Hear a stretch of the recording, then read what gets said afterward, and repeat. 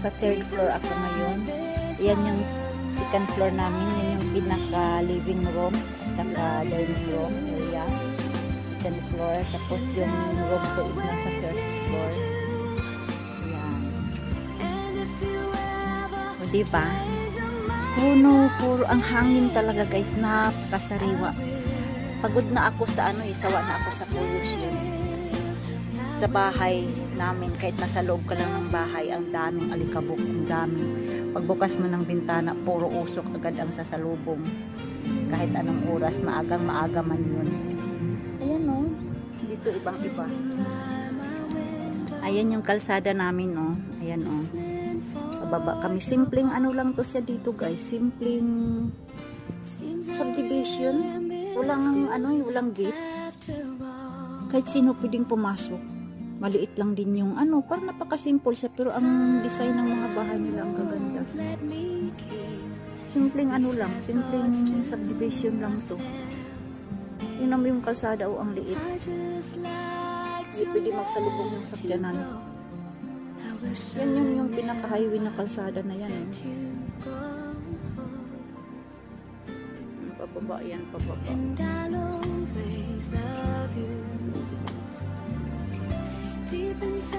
Ito yung sa harapan namin. Ito ang ganda, bawat kwarto may terrace. O tingnan niyo yung mga design ng mga bahay nila nandun sa taas. No? Hindi ka mag-expect na babahain ka, kahit gaano pa siguro ka takas ng ulan, kahit isang linggo sigurong uulan dito, wala eh. Hindi ka mag-expect na babahain ka dahil sa tingnan mo, bundok. Ayun, doon, banda na yun, sa gubat na yun. Doon yata si Tarzan at saka si Jane. Charot lang guys. Naaaliw lang ako dito, puro green yung nakapaligid sa amin. No, diba? Sawa na ako sa mga usok, sa mga alikabok, sa mga wangwang ng mga yung ambulance talaga, grabe. Halos oras-oras may nakawangwang na ambulance. Doon sa area namin sa Bangkok. Kasi malapit kami, nasa gitna kami ng mga hospital. Yung area namin. Kaya expected na kahit saang ambulance pupunta sa hospital, dadaan talaga sa amin. Kahit yung mga bata sawa na sa mga wangwang dyan, sa mga na yan, sa ambulance na yan. Ito yung neighbor namin. Yung bahay ng neighbor namin. Ang ganda ng mga design. Pari-pareho sila ng design. Pari-pareho lang ng design ng house. Pero medyo nasa taas. Ganda ng bahay nila.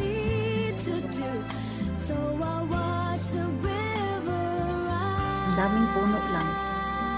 Kaya sariwang-sariwa talaga yung hangin. Ayun yung daan. Tingnan mo yung pinaka-highway niya. Ang liit. Ang liit. Pwede siguro magsalubong yung party.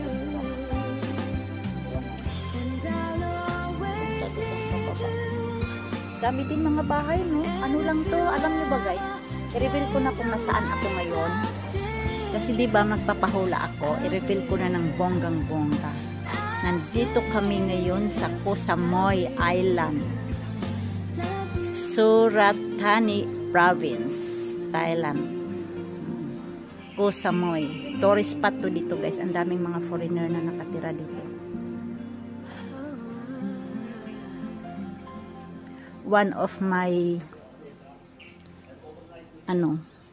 dream na mapuntahan dito. Hindi ako masyado nangangarap sa ibang mga lugar dito, pero ito kasi ang Koh Samui, alam ko na napakagandang lugar to dito. Hindi pa ako nakarating sa beach nila. Baka this weekend.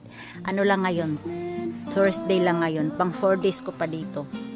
So busy pa kami sa eskwelahan. After ng class nila, nagsuswimming lang kami. Wala pa kaming mga banding-banding sa labas.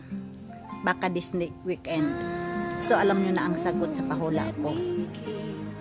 Nandito ako sa Koh Samui Island, Surat Thani Province. Yun yung pinaka ano niya, sagot niya sa mga patanong ko. So, 3 ang mananalo ng tagwa 100 sa tamang sagot. O, diba? Ayan. Sa makatama, kunyari maraming nakatama, ipapadakris ko yun. 3 ang mananalo noon. O, diba? Bye-bye! Thank you for watching, guys. Pakita ko lang yung nakakaibang nakakaibang area dito sa lugar namin. Ang daming bahay pa. Hanggang doon, sa mga kalilugan yung doon. Puro yun. Dito naman, gubat. Puro puno ng kahoy. Sa taas. Sa taas na yun. Bye! Thank you for always. Love much. Guys, so ang ganda. Diba? Gusto ko yung mga design ng bahay nila dito. Ay, iba pala dito na side. Iba pala yung style nila. Hindi villa. Hindi villa yung design nila. Ano yun? Grela. Ha? Saan grela? Iba siya, guys. Hindi siya villa design. Itong dito sa side sa amin, mga villa ang design. Ganyan. Yan yung bahay namin. Ay, hindi. Yata yan. Yan. Andun yata. Yan yata yung sa amin. Yan. Yan yung sa amin. Amin. Diba? Ang ganda. Ay, Diyos ka. Libreng mangarap. Libreng mangarap. Wala namang bayad ng mangarap.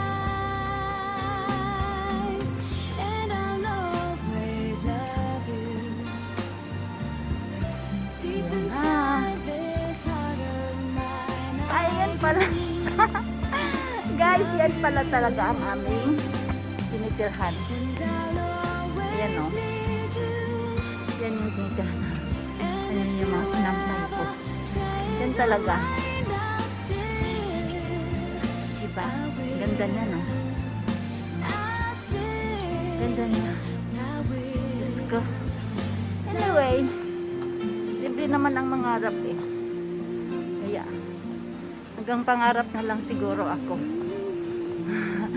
Ayun yung terrace sa kwarto ng mga bata. Ayan. Ayan yung tinira namin.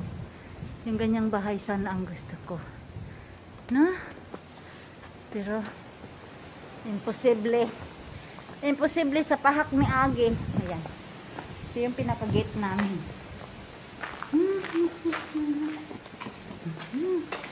Open. Sesame.